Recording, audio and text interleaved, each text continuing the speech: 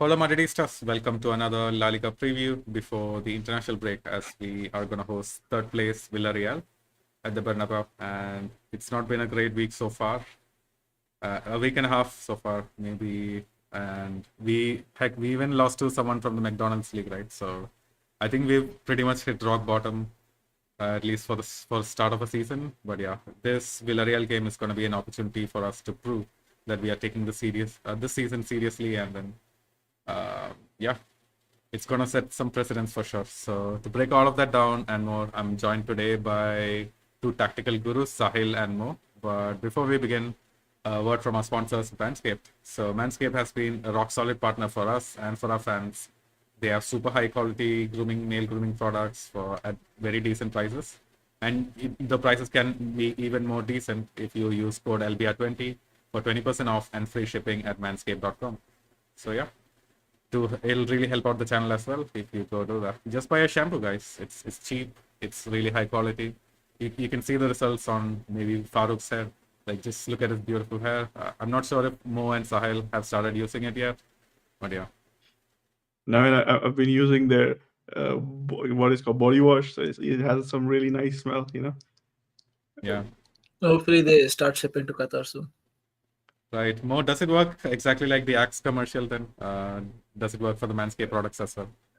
I wouldn't say the problem is the body wash. I would rather say the problem is the person. Maybe if you used it, you might get the act results that you're looking for. Yeah, let's see. If they start shipping to India, yeah, we can give that experiment a try. But yeah, man, Mo, how are you doing? Was this last couple of results, was it expected for you? The game at Atletico and then finally Lille? I mean, the Lil one was like totally unexpected. Atleti, I was kind of like expecting it, so not surprised. But yeah, man, Lil was like totally unexpected. I didn't think that we would come out of France after having lost the game, the Mbappe derby. The wrong Mbappe won, I guess. Yeah. But so for me personally, like totally unexpected results. But then the style of play is like when you kind of watch Real Madrid for this entire season. I said it at the start of the I said it at the beginning, and I kind of repeated it after a couple of games. We're gone like this season. This team doesn't look really it doesn't really look well built. There is something missing. So I don't really have too high a hope of us winning titles. But the thing is, like, this Real Madrid, so anything can happen. You never give up hope. Never give up. Sile, are you in the same boat? Do you actually have hope though for the rest of the season? I do. It's very early into the season. I mean, 8 games. Obviously, it's uh, it's 8 games is enough to like turn away from the early season blues thing. But we're well into the season, but still relatively early to talk about titles, right? But the thing is, the league is competitive, and La Liga. It's always Barca. They're always dominant in La Liga, and regardless of how bad their financial situation is or how terrible their European record has been, or and even Atleti, they've been spending in the transfer market. Obviously, not at the levels that they were last season. I felt like, but like even like say our next opponents, Villarreal, third position in the league right now, massive summer overall, and playing to their plans right now. It would seem. So yeah, there's loads of competition in La Liga. So still early to talk about a trophy, but if we keep dropping points like this, uh, the road ahead seems difficult for us because, like, you can. It's one thing to say that in the Champions League, okay, regardless of how many games we lose right now, 1 or 2 losses, and then we get back on our way, and then we hopefully beat Liverpool, Dortmund, Milan, likes of them, because again that big game energy comes along. But it's La Liga I'm concerned about, right? It's two different things, but yeah. Well, did you see the Lille loss, just like the Sheriff game from previous seasons, or was it an indication of deeper issues that we have? I think the issue this season entirely has been the fact that if you look back to the Sheriff game from 2 seasons ago, we were actually playing well. We were getting a lot of shots. We were creating a lot of chances.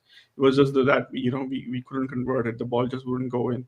But when you look at this game, can you even say that the ball didn't want to go in or something like that? Remember, like, we weren't dominant at all. And I True. think this season it has been a trend. We cannot get the ball out of the back like quickly.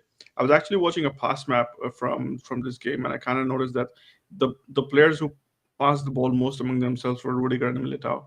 So that kind of says it all, and it just is not about this game. It's like every time you watch Real Madrid this season, it kind of seems like to the rule of Tony Cruz has been taken by Antonio Rudiger of all people. So you were kind of expecting that Chouameni would do it, or some people were expecting Jude Bellingham. So he will do it. He's this great guy with the ball or whatever.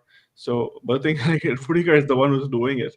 So Rudiger is the one who has to play the balls in behind for Vinny and Mbappe to chase, or even Rodrigo or whoever's playing in the front line. So when that is when that is what you're seeing on the field, I mean, the problems run a lot deeper. It's not just I cannot come here and say, oh, this is Carleto's fault, or oh, this is Vinicius' fault, this is Mbappe's fault, or I cannot point out to individual players. This is an issue with this is a structural issue. This is a fundamental issue with the squad, and right from the start, I've been saying this. It's not going to improve unless we get a player that kind of fits what we need. So, but the thing is, right now that's not going to happen.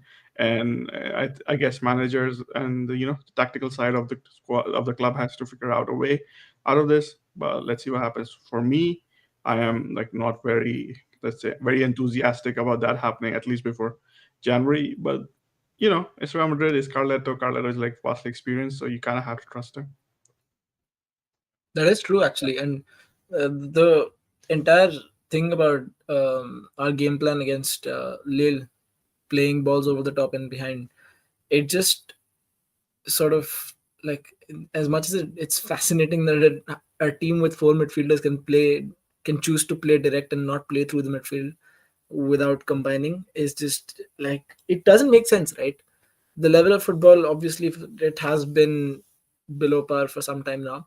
We've said it time and again this season. Obviously, it improved for a bit in between. We saw those games, Sociedad, and then obviously in the Champions League, the first game. But now they seem to have come down in a downward spiral again. And this past couple of games, especially, has been nowhere near usual, like Madrid standard. So yeah, like Mo said, it's not one person or one player's or one manager's fault to pinpoint, but it's glaringly obvious that Ancelotti has to figure out solutions within the squad, because there's not going to be any more signings, right? So the first thing is obviously the midfield, the combinations. He just doesn't seem to get it right, either with personnel or with the formation. There has to be something that gets us in the right spot, whether Valverde is playing out wide or is he playing centrally. It's something that leaves the rest of the 11 just gaping open if we don't get that part of the team right. Yeah, man. Like, I would just like to point out that the Atletico game, we were missing Mbappe. It was always gonna be a hard game. We kind of did better than we expected, at least in terms of like not shipping as many chances or whatnot. Even though our attacking play left a lot to be desired. With Lille, it's these players playing for the first time, Camavinga's in the team sheet for the first time. We didn't have Mbappe for large parts of the game. Do you think it's just down to these players not having enough game time together and not gelling? For me personally, I don't think you can just put it down simply to that, because if that was the issue, earlier on the season, you wouldn't have seen the kind of football that we were seeing. For me, it kind of seems to be a combination of issues. First of all, I'm not sure where the fitness of the players is, and I don't want to say it's because they're not being well prepared or not. I think they've played a lot of games and it's kind of built up. So right now, whenever they're playing, you can see it. They are missing chances that they wouldn't. They are like miscontrolling balls in situations where you normally would expect players of this quality to not do that. So it is obvious to me that that they're not at 100%. So maybe when they reach 100%, that aspect of it gets better. But then the second thing, the thing is about like not progressing the ball, faster. I don't know if there's a solution to that, because maybe when David Alaba comes back, we kind of start playing ball out faster from the back line. But the thing is, like, the midfield is still going to stay the same. And the way our midfield is built, it has like some brilliant players, not to underrate anyone, but it obviously lacks a certain quality, a certain parameter to it. And that is like, that is coming out in full force. Like, there's nobody who can take the ball out from from the to receive the ball from the defenders and quickly move it forward. I remember like Sahil, you and Sunad were doing the post match after Lille, and I was kind of listening to it on the drive back from work, and you guys kind of were criticizing Vinny for his positioning, and I was like, it's definitely worth noting because it's like everybody says, oh, Vinny is like he's either sitting too deep or is sitting too wide, or he's taking positions that are not best. But there's a reason behind why he's doing that. He's doing that because he's not getting the ball, and the only way the ball gets to him is if Rudiger kind of hoofs it up quickly. And whenever guys like Vinicius and Rodrigo, whenever they get the ball in deep, like in forward areas, what happens is like they're already being closed down by the opposing defenders. So this is happening because our ball progression is like incredibly slow, and we don't really have a clue how to do that. So I think Ancelotti and co have to figure out quickly a way to address this issue till it gets resolved. I don't think anything's going to happen. Kamavinga is back. Let's see what kind of a role he plays in the games going forward. So it's kind of like this is like the last hope that we have. If Kamavinga can't do it, then I don't know what solution they're looking for. They kind of have to figure something else out. Yeah, I think the propaganda has always been, yeah, we're gonna be missing Toni Kroos, but we're gonna find a different way to play with this midfield, and we're gonna look fine doing it. So Sahil, do you actually believe that? Do you think just having Kamavinga drop in, or maybe Bellingham? The idea was maybe Bellingham picks up that slack of progressing the ball faster, but it hasn't really No, happened, see, right? if you can't blame one certain player or one certain like part of the field for our problems, then I don't think one player coming into the 11 is going to fix those problems. There's no single step solution to that, right? It's obvious that these individuals are lacking even on the basic level that they were performing last season. It's one thing to speak about the combinations. Okay, it's not working right when they're playing together, or it's not, the attacking is not quite like fluent with Mbappe, or with playing with Rodrigo and Vinicius out wide. Like that front three with Bellingham in behind is not clicking just yet. But it's another thing that we see on the pitch. Vinicius not being able to do his usual 1v1s. Chouameni, one of the most disappointing elements of our team so far this season. His abilities as a midfielder, his core passing ability, and his distribution that we expected to at least fill in a part of the void that Cruz left behind, that has been nowhere to be seen. So these things are just basics that as fans you can expect the players to realize and like up their levels within a few games, but then that still leaves the combination part of it uh, like gaping, because a huge part of consistency is going to be down to how well this team manages to combine. And throughout the course of the season, the goals aren't going to come just through like individuality or things like that, or through opposition errors. So yeah, that's about it. I mean, I don't think I could have said it better. Yeah, I kind of agree with the comment on Chouameni, because I think a lot of people, including me, had a lot of expectations from him. Till at least the last season, I used to think that he was better going forward than he was defensively. But so far, well, from what I've seen this season, he seems to be better defensively than he is going forward, and that is kind of that's kind of surprising, because when he usually plays for France, he's so good carrying the ball, up the field, so good at progressing it. But then defensively, like even when he was playing in the French league, for Monaco, you always found out that Chouameni was incredible when it came to pressing players, when it came to winning the ball high up, and then quickly progressing the ball. If you remember the first season he was here, he had a wonderful assist for Rodrigo against Atleti. That was the kind of player that we were Yep. expecting. Now suddenly, what happens is like this guy is he's totally like you're thinking of him as a makeshift center back. Maybe that's He's his. playing too many safe passes more. Yeah, and I've seen even in deeper areas, like even last season, he used to get caught out with the ball. And this season, I think he's like kind of scared to receive the ball, even because probably he's scared that he has nobody else to pass to. He has Mm. no safe pass, because like till last season, every time you get in trouble, you just pass it to Cruz and you get away. No, so that I think that safety valve has been removed, and suddenly everybody's kind of scared to step up and do the basic things that we expect from them to. So, but let's see what happens. I mean, this is the issue. This is why Carletto is here, and he has to figure out is like when everything is clicking, it's good to be the manager for Madrid. When things stop clicking, that's when the real job begins. So Yep. let's see how Carletto, and his team deals with it. And Carlo, we trust. Let's take a few comments, and then we'll get into the Villarreal side of things. So Sid says it's too early in the season. It's just one defeat. The first Clásico is actually going to be key. So this is a good question, right? Do you guys actually think Barcelona can keep this level up going off the rest of the season from their style of play? For me personally, I definitely do expect them to like maybe have some blips on the way, because it's like this. I think they don't have that deep of a squad, so maintaining levels is definitely going to be a question. But the issue for me is like, even when you play big games like Clasico come around, how are we going to cope with it? Because right now we're not able to get the ball out of the back.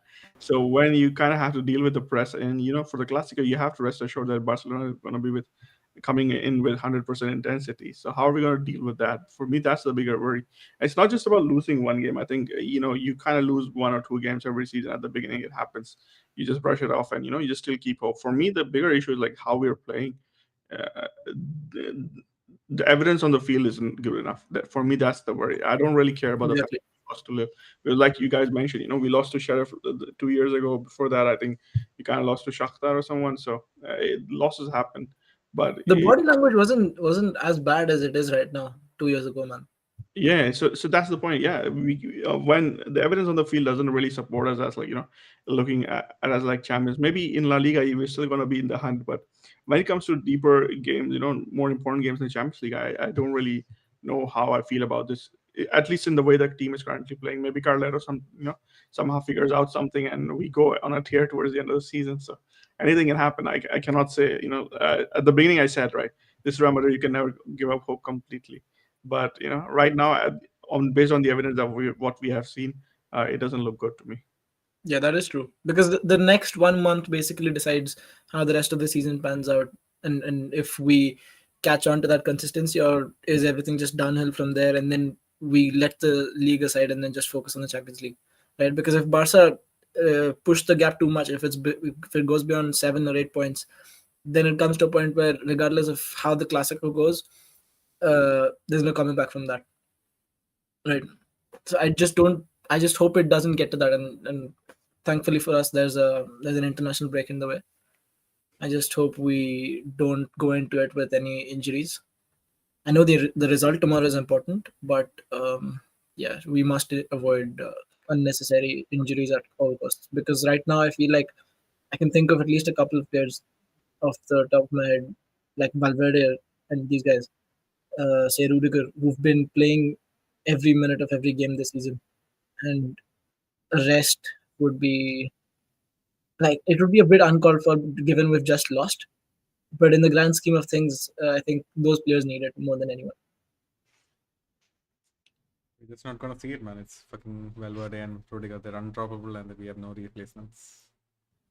You have to manage workload at some point. I feel like Ancelotti this season, more than any season before this, has accepted that, because of how thick and fast the games are coming in, and it's a topic that we touch upon every week now. The football calendar and the routine and all of those things. But I there's think still hope for that. we also have to keep in mind that we cannot drop Rudiger, because like Militao seems to be flirting with injury every other game. So Yeah, Rudiger is the only recognized center back. exactly. So at the very least, I would expect Valverde to be rested, right? Because we have options in midfield. We don't have options at centre back, but at He's least going to get rested against Villarreal, though. Yeah. one can hope, man. One can hope. I wouldn't want that actually. Like I want us to get the 3 points, man. It's Villarreal. We have to like show that we're coming on strong. It's just that Lille was just a blip. Yeah, and definitely after coming off of a defeat, I don't think Ancelotti is going to take chances for this game. So this game probably is going to be the best lineup that he can put out. At least get 3 points and get the press off his back. Yep, absolutely. Yeah. Because there's already been, I don't know if you guys managed to read that, but there already been news about how the board is unhappy about Ancelotti and everything. And it kind of like it kind of blows my mind. How can the board be unhappy? I mean, you gave him like all the wrong tools, and now you're being unhappy. Like, talk about spoiled children. Ancelotti should be unhappy Bro, with the like board. so if I don't anything. know how the general public says it. Like this is a dream FIFA squad, right? The midfield, the defense, like with this squad, like you can pretty much win anything. So isn't that what the board will feel also? I mean, if you're good enough, you can win with scrubs on FIFA. So that's not talking too much. But even on FIFA, there's a chemistry aspect to it, bro, and you have to get that balance right. Which for us right now it doesn't. And but the problem obviously is more broad than that. Like I mentioned, the body language is part of that, and I feel like if this continues on and at the Bernabeu, if we continue to show a negative body language, if the players are still like not taking responsibility, throwing their arms around, complaining to the ref every few minutes, and like the lack of discipline, if it continues at the Bernabeu, I feel like the crowd will be rather quick to react. We know how they are, right? Yeah. So yeah, it's just now more than ever we need reaction from the players. I kind of think like I kind of sympathize with the players as well, players and the managers, because the thing is like they see the squad and more than us, they understand what they need. And when they look at the squad around, you kind of have like one fit center back in Rudiger, the other guys like walking wounded, and the guy like Ancelotti didn't want him to be here, but he's still here. And there's another guy who's like crocked, and I don't know when he's coming back.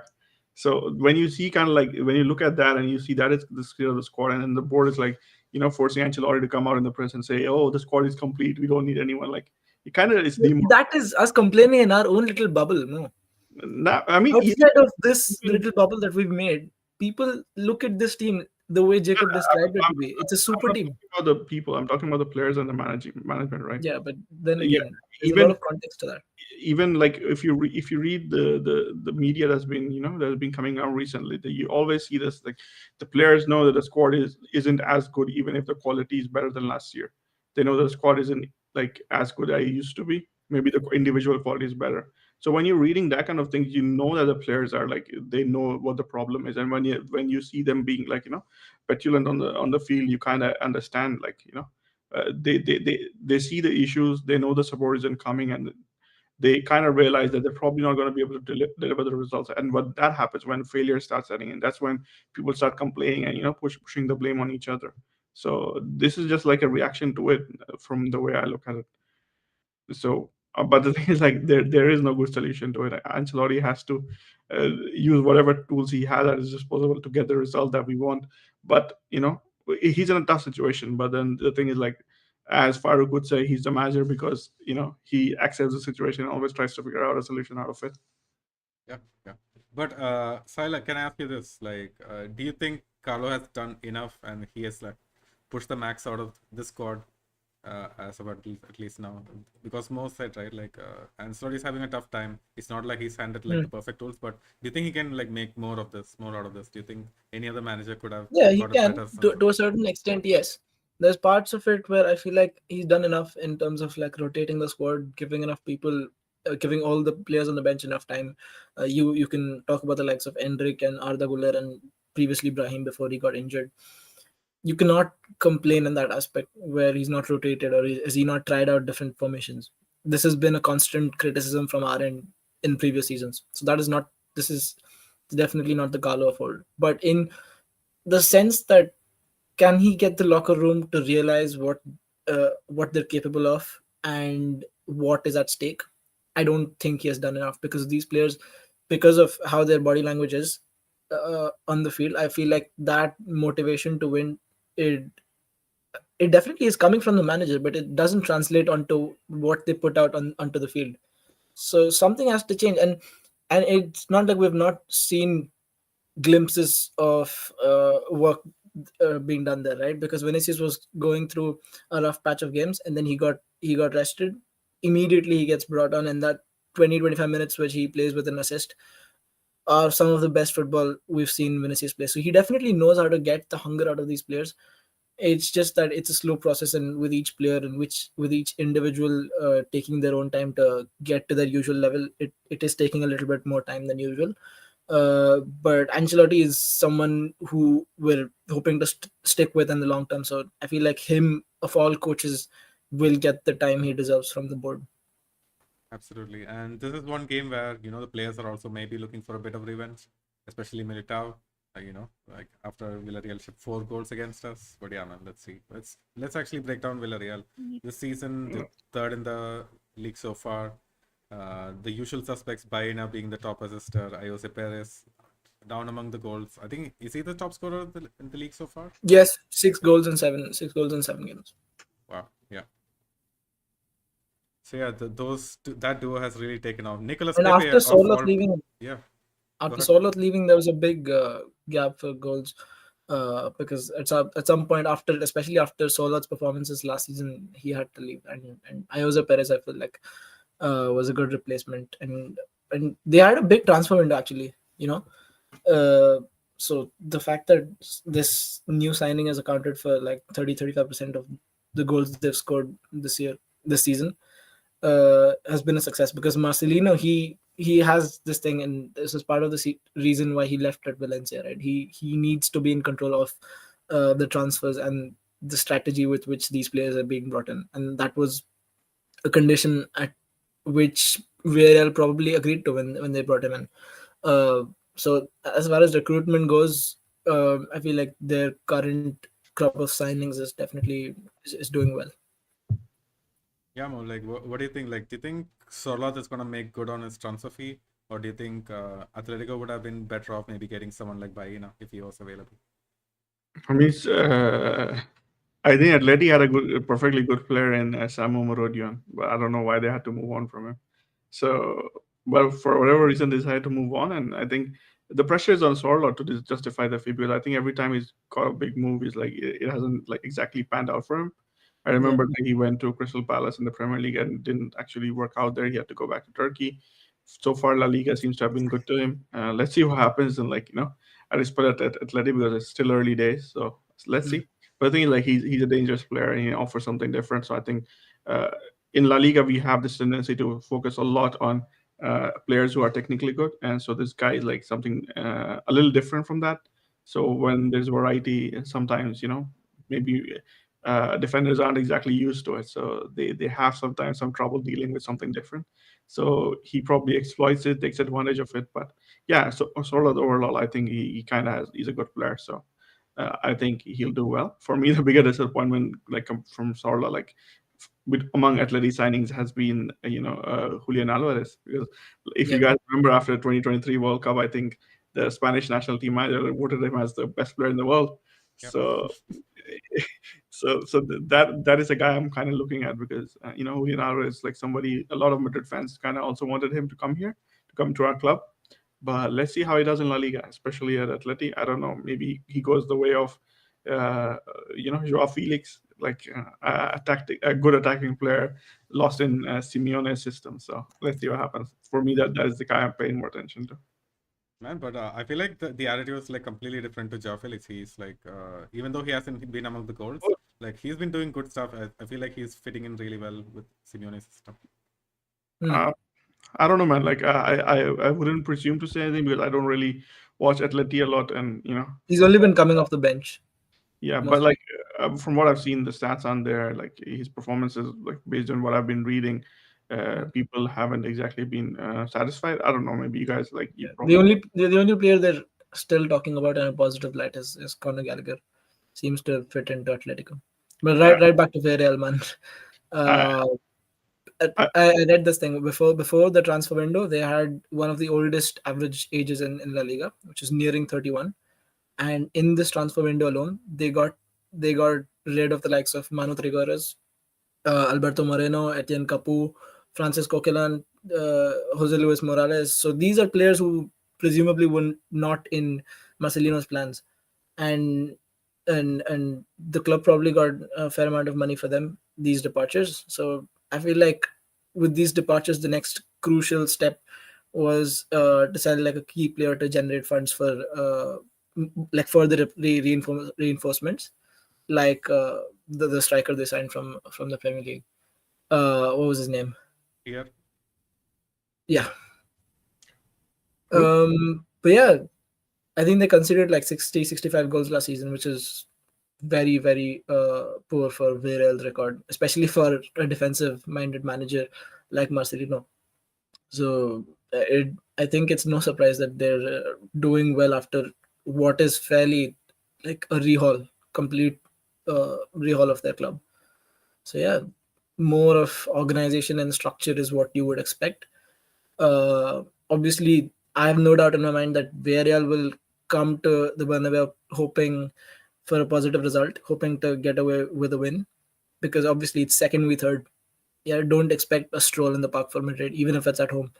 Uh, so given how things have been up until this point for both teams this season, Madrid have fairly disappointed. Villarreal, if anything, have overperformed. They are in terms of like the form and the form and the head-to-head record, they are in the advantage right now. Yeah, they are, and their signings are actually working out for them, like you mentioned. Like I did not expect Nicolas Pepe to come in and then start most of the games. Like he's actually starting games for Yeah. them.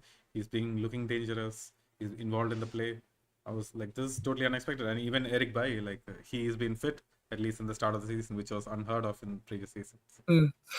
And yeah, now that you mentioned Eric, by even apart from him, they have two like very polarizing personalities in central defense: Logan Costa and Raul Albiol. One is a veteran, like a seasoned veteran who's been playing in La Liga for X number of years, and Logan Costa, obviously young, physical centre back who's completely different profile. So I feel like the club have done well in that aspect, signing like a different of profile of younger, more physical players. Absolutely. I know, like, did you like flinch looking at the results? I feel like it was against Barcelona. They obviously got thrashed 5-1. Was Yeah. who else did they actually win the game? But it was a 4-3 victory. It's like this Hmm. team doesn't look like the typical Marcelino squad, right? So far, Yeah, Well, and yeah, high scoring games: Atletico, Celta Vigo, yeah, Sevilla, Barca. They've played all of their like big high profile games this season very early on.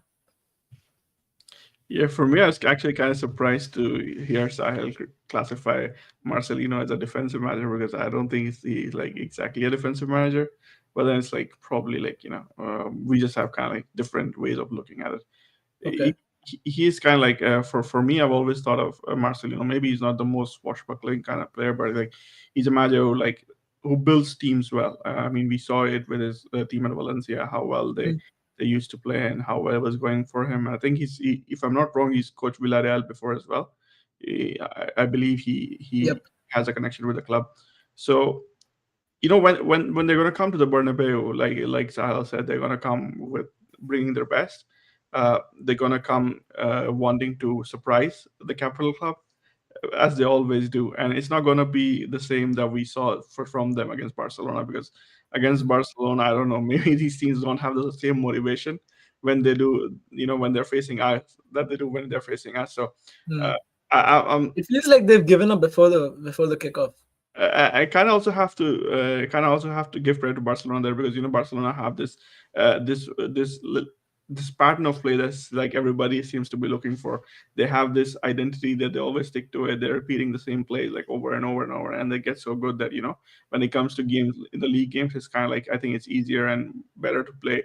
But when it comes to big European nights, sometimes it gets caught out. Whereas us, we can be unpredictable, but then the disadvantage is in the league that we don't have those same repetitions to fall back on when things aren't working out for us. So we don't have a tried and tested method that we can always dude, rely we on, used to have especially. that. We used to have that. Just crossed to Jose Lumen, but we lost that as well.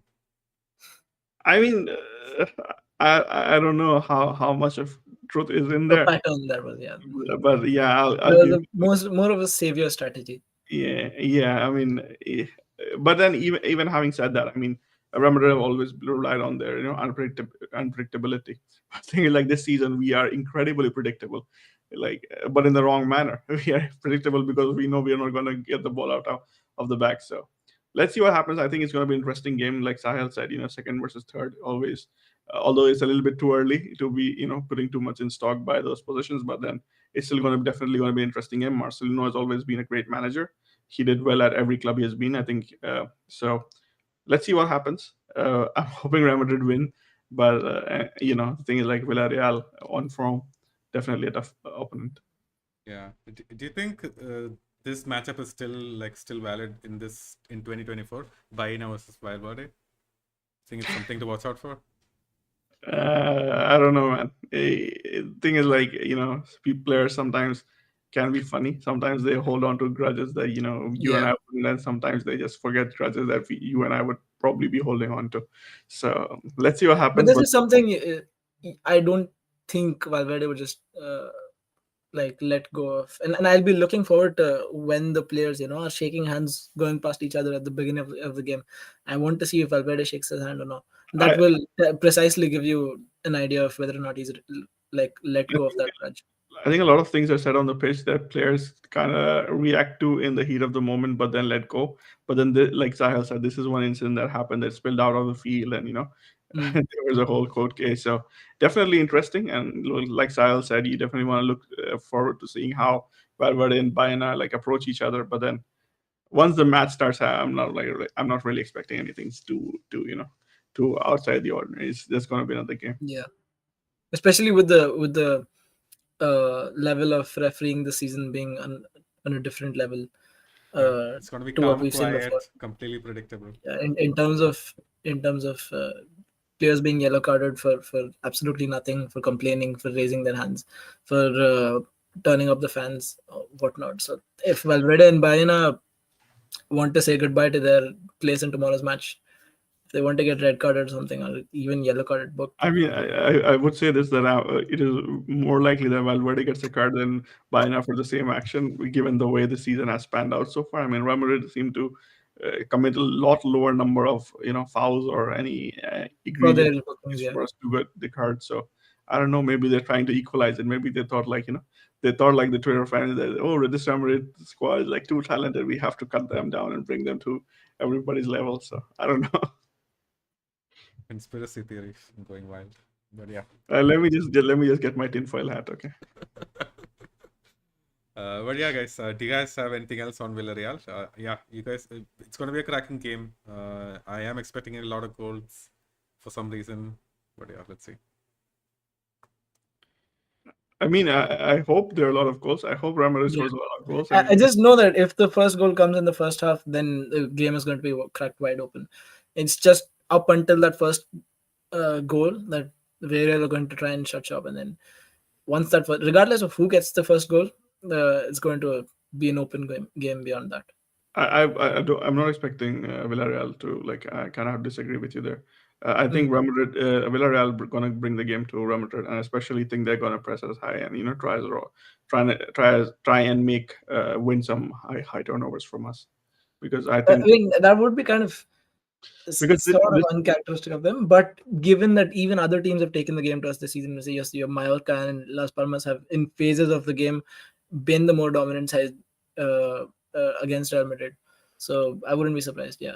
I think this Real Madrid team has the propensity not to get the ball out. We've been talking about this over and over, and when we have noticed it, I think managers like Marcelo have also noticed it. And once you kind of figure out that, the one guy we haven't spoken a lot about is like Mendy. But once if Villarreal can get the ball funneled to him, it's pretty easy to win the ball back. And the thing is I think guys like Mendy are getting exposed more this season because Tony Cruz is in there. They don't have that safe pass to just play it to Tony Cruz and get out of the way. So when when that isn't there, you just press them to make them panic and win the ball back. And that is something that I think Barcelona are going to do against us. And I kind of am expecting to see a lot of the good teams in La Liga trying to do it to us. So I fully expect Villarreal to take the game to us and pressure us when we're on the ball. Man, do you remember when Zidane how he used to work Casemiro when we had the ball? He was just push him up high, not have him involved in the build-up places. Do you think we should do something like that with Mendy? No, I think if you push Mendy too high, what is he going to do up high? He's not going to do anything. He's useless. Yeah, like Casemiro, like he kind of pushed him forward. I remember it was like I think 1920 season. No, sorry, 2021 season. I think when that strategy of Casemiro going up high started, and that was like basically he could at least utilize Casemiro as an extra body in the penalty box. Yeah. And the thing is, Casemiro won all his 50-50s as well. Yeah, so at least Casemiro had a utility. I mean, for Mendy, like I respect him a lot. I've always said that his defensive game is probably the best defensive left back in the world. But then the opposite side, the reason why I don't think he's world class is because he doesn't have an offensive game. And the way our team is built currently, we need an offensive left back player who can at least contribute, in the attacking phase. And Mendy sadly doesn't do that. And I think that has hurt us a lot this season. And in big games again, I think while his defense is going to be crucial, his playing the offense is going to cost us a lot. And I think games against Villarreal again tomorrow, we probably see him not give the same vintage Mendy performance that we've gotten used to him over the years. Absolutely. Yeah, that makes sense. All right, let's actually go to an ad break, and then when we're back, we'll discuss the Real Madrid lineups and our predictions for the game. Hola Madridistas, I'm back once again to remind you, if you're ever looking for a way to support us, please do so and go to manscaped.com, use our code LBR20 to get 20% off and free shipping. That's code LBR20 to get 20% off and free shipping. Check out these thick silicone bristles. They are 100% antibacterial, no more germs hiding on your head. The bristles gently exfoliate your scalp, and the product helps reduce flaking caused by dry skin and buildup. One of the coolest features is that it helps stimulate blood flow to your hair follicles, and increased blood flow equals healthier hair. And trust me, I know I have a lot of it. Bristles also enhance shampoo penetration for more foam and less product, and with that you can also pair the 2-in-1 shampoo and conditioner from Manscaped for the ultimate hair care routine. And this is a pretty big sizable thing, and let's not forget the relaxing massage that it provides after a long day. Using this feels like a mini spa treatment. It's a great way to unwind while taking good care of your scalp. So yeah, go to manscaped.com, use our code LBR20 at checkout to get 20% off and free shipping. That's code LBR20 to get 20% off and free shipping.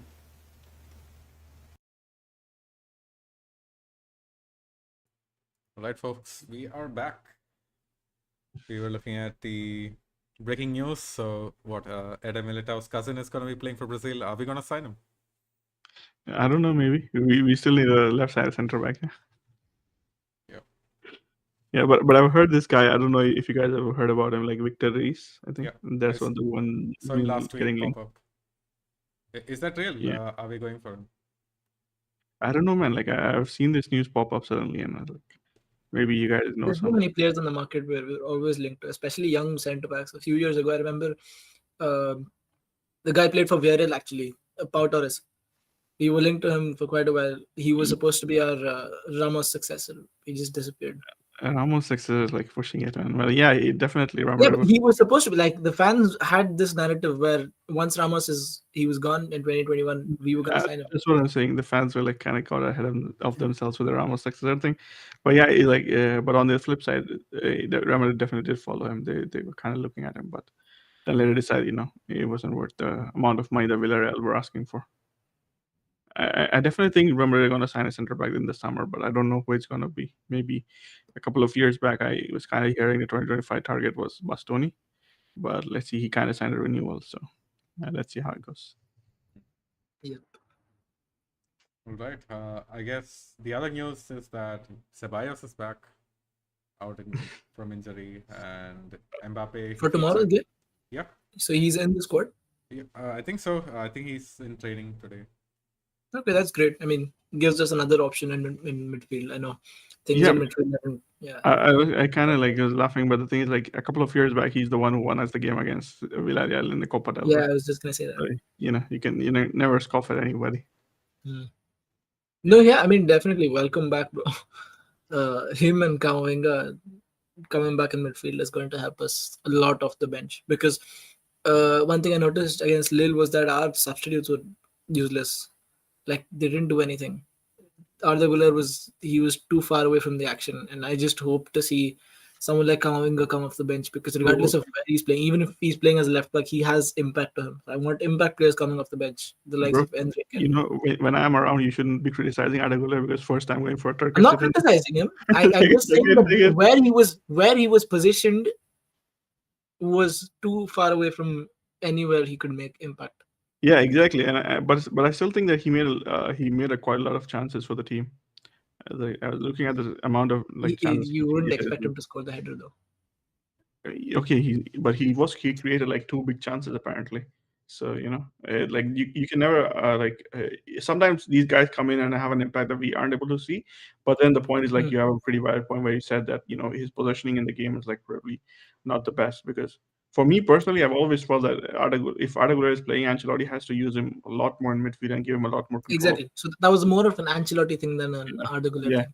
yeah. I was actually kidding about the Güler criticism, so please don't take that too seriously. No, it's okay. But yeah, I mean, whenever Ancelotti, I think when he plays out, he kind of has to make him a little bit more prominent instead of just pushing him out wide and trying to use him as an ancillary player. Because then his pace comes into play if he's too far out wide against fullbacks. Yeah, definitely. And I kind of think Arda Güler, if you give him the keys, he's probably going to be a lot more impactful than in whatever way Ancelotti is utilizing him so far. Give him the keys. What does that mean? I think he has to be a lot more involved in the central areas for the team. He has to be a lot more involved in the build-up and in the offensive phases, because that is what he's good at. If you kind of push him out wide and try to get him like isolate his defender and take him one-on-one, that's not what Arda Güler is all about. Arda Güler is more about playing that pass from deep that just splits the lines. The right interior midfielder. That is the kind of thing that he can do. But I think Ancelotti, for some reason, trusts Modric a lot, and I kind of understand that, because Modric, Rightly so. delivered so much for him. But let's be honest, Modric is like getting on in the years. He's like older than time itself now. So, and the performances aren't there as much as you would want them to be. Kind of like there might be an odd game or two where you kind of think, yeah, Modric had a brilliant game, but then overall, like this season, I don't think it's lived up to it. And he has this phases of game where he looks incredible, right? Even against Atleti in the opening moments, like he looked really good. Yeah, you definitely. And that was the kind of game that suited Modric. So more than playing Kamavinga or playing Güler or playing Modric, it's about recognizing which game suits which player. Lille was more Kamavinga's game, right? It was more direct, more dynamic. But Modric I think was with Modric, you're always going to have these moments where you're going to look at him and be like, this guy's so good. I mean, the guy is a Ballon d'Or winner, so he's obviously great. But at this moment, I think Real Madrid has to look forward, and I think players like Güler need to get a bigger role than someone like Modric. Modric can obviously have an impact off the bench and pitch in wherever you need him. But the thing is, like, Ancelotti's kind of trying to use him as he did Cruz last season, and for all good that Modric can do, he cannot do the things that Cruz did last season. He cannot control the tempo. He cannot play out those passes. He cannot have those switches that Cruz used to do. I mean, obviously Modric can do it, but he's not going to have the same accuracy. So when you don't have the accuracy, you're not going to get the same results. So for me, I think that's what the board also thinks, especially reading from the press. What is getting leaked out is like they want the younger players to be involved more. So let's see what happens. At the end of the day, it's Carleto's hot seat. If something doesn't work out, he's the one who's going to lose the job. We are still going to come here and do podcasts and rant on. On that subject, Sid has a comment. So he says, also, this is the first time in years that a Real Madrid manager is entering into his 4th consecutive season as manager. Yeah, I don't think I've ever seen that happen. Not in our lifetime. Like, I've been definitely not a lifetime. Yeah. Like I've been a fan for a long time, and so this is the first time I actually seen a Real Madrid manager enter the 4th season. Absolutely. So yeah, I guess let's start with the lineups. So no Kota again, right? He's still out injured. It's gonna be who else? Lunin starts. Probably Carvajal. I don't know what Militao's status is. I think I noticed that he's in the squad, but I don't know if he's going to be fit enough to play or not. But definitely Rudiger and Mendy. Let's see who plays alongside Rudiger. Maybe it could be Tchouaméni if Militao isn't fit enough. Sal, do you think? Just when we had the opportunity to have Carlo actually think about his lineup in midfield, like we suddenly lose Militao. Like, did any news come out actually about his fitness? No, right? No, it's a bit ambiguous. I'll have to check. Yeah, I didn't see anything. I think the last thing I read was there are some pains and discomforts. I don't think I read any duration. Fuck's sake. All right. Pains and discomfort.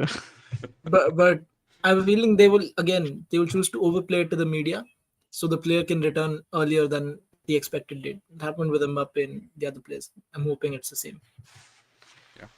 I think for Militao, the worrying thing for me is the fact that he was already had a couple of injuries, you know.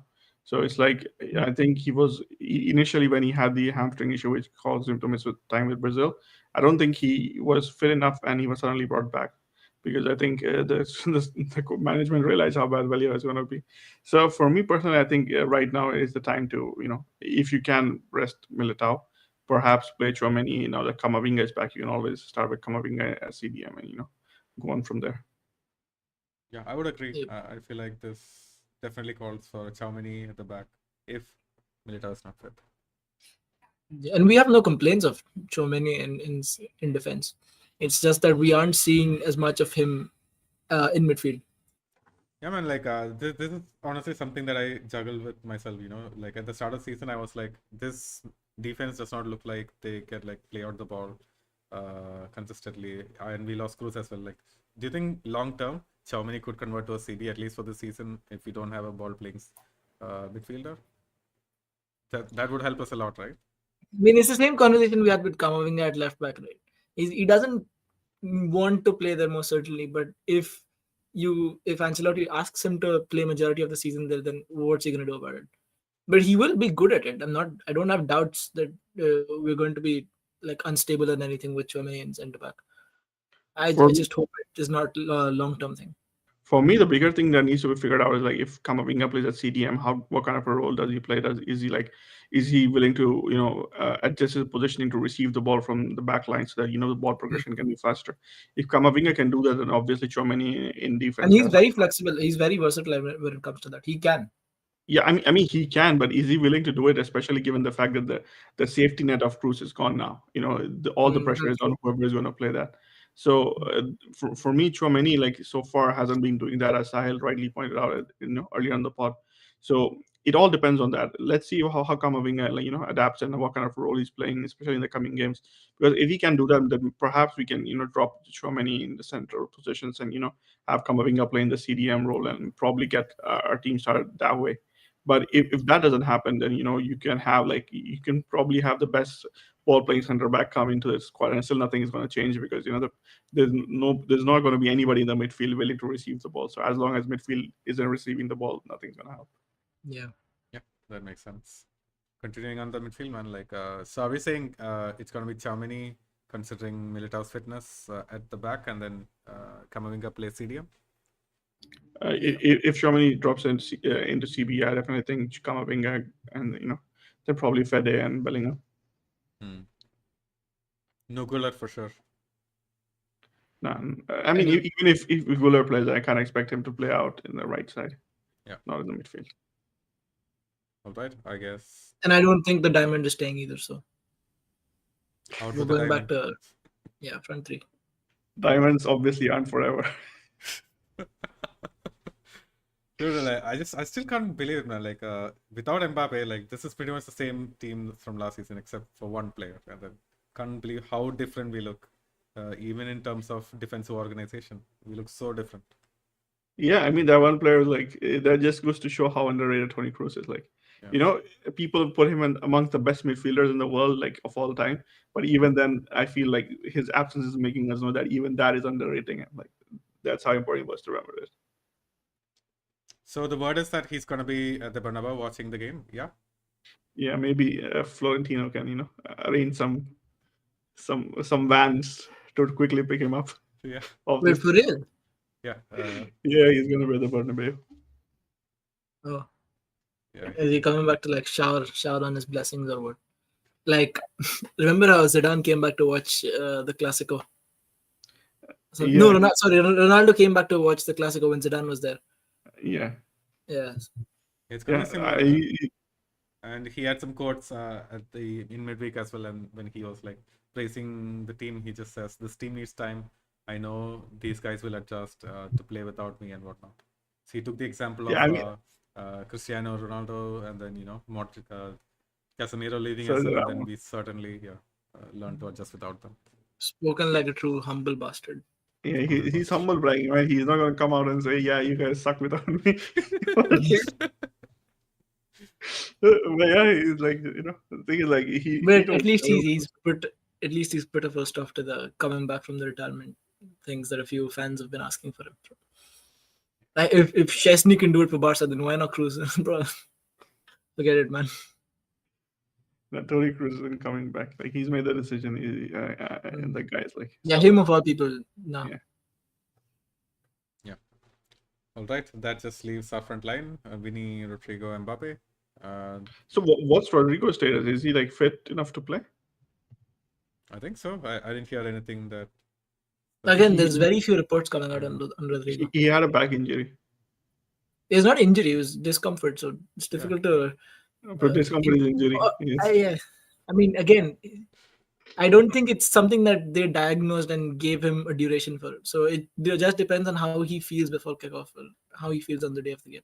Man, nobody gives you a duration for coming back. Let me just be honest with that. But having said that, I just noticed that I think Rodrigo and Militao were part of the training today. So maybe they're fit enough. That's good. Great. Just Yeah. waiting on Brahim now. Ceballos is also back, so. Brahim, Courtois, and David Alaba. 3 players injured. Let's see what happens when they come back. The Villarreal have the 4th injured, I think. One That's good. 4th.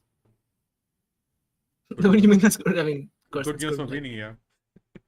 yeah. I guess, yeah. Anything else? No, I guess that leaves us with the predictions then. The only thing is like the breaking news that I told you, the news that made you happy, Jacob. It's like John Martinez signed his contract renewal today. So, Yes. To people who don't know, like John Martinez is Jacob's favorite player. He has a lot of high hopes for him. Yeah, a lot of high hopes. I'm sure as soon as he's fit, ready, Ancelotti's going to start him also. So.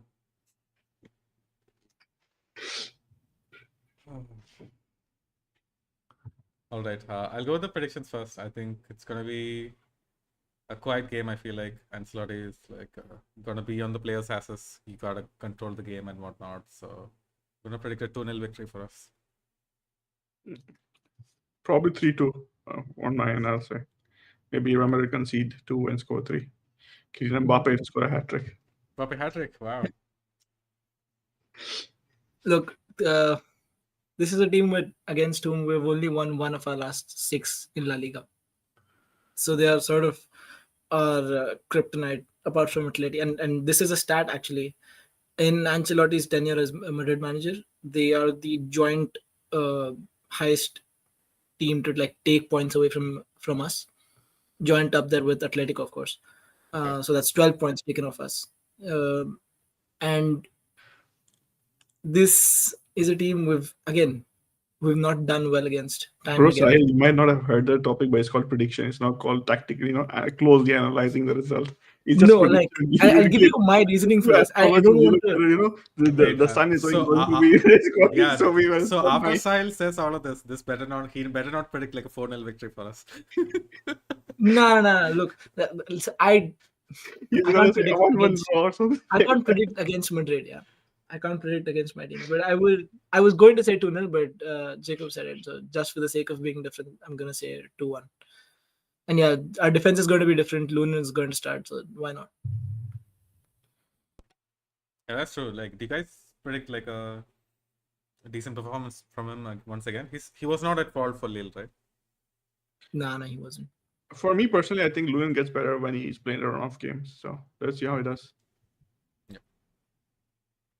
And when we discussed, so he actually renewed until 2028. Is that right? Yeah, I think 28 or 29. I think. Yeah. Long time I'm gonna be seeing him. But yeah, folks. I guess I'll read a couple of comments from Sunair. He says, "I love Modric's new leaves this season." Yeah, he honestly looks fresher than last season, right? I don't know, man. For me, like it's the same. The same. Modric? Yeah. I mean, ups and downs. Ups and downs. I felt like in the Atletico game particularly, he was fine. But apart from that, I've seen him a lot better than him. Yeah. I mean, yeah, he's not gonna obviously, but I feel like he just looks better or happier than last season. Seems to do more. Yeah, he's happy. He's getting more game time. He's happy Tony Cruz left. Happy Tony Cruz left. He gets to play a lot more. And Sunil also says Guler still needs minutes though. Yeah. He needs Definitely, man. I think he does need minutes, but the thing is, like, he has to Who make doesn't? sense of it. Everybody in the squad needs minutes. Except for And Vallejo. I don't think he needs minutes. He just needs to Yeah, leave, dude. He the just one needs to exception.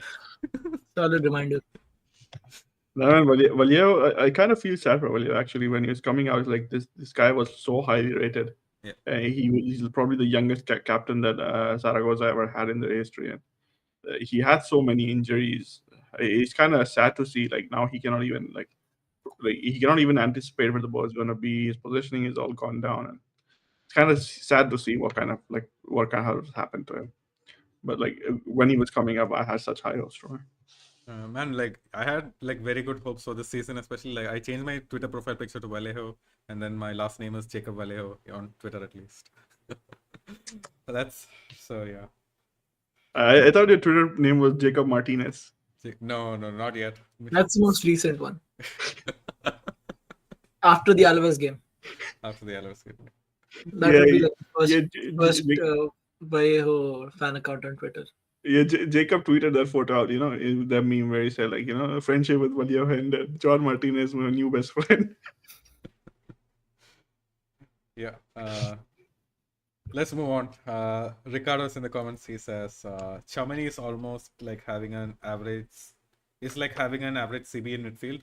Play Kamavinga at the CDM and let him grow there. He has all the physical traits of Chamani and is technically way better. I mean, I disagree with that totally, but based on what Chouameni has done this season, I kind of see where he's coming from. But Chouameni is he's pretty good. He's technically he's good. I don't know what's happened to him this season. Kind of disappointing, but to say that he's like a average CB playing in the midfield, that's insulting, man. It's a fast switch. Yeah. At the most, he's like John Stones playing in midfield. Yeah. I don't know, man. He's not as good as John Martinez, but I think he's a decent player. Jesus. So yeah, last comment from Sunil. He says it's gonna be a 3-0 slaughter. Of who? Obviously, it's Sunil, man. He's gonna be negative for a preview. He says Villarreal are gonna win it.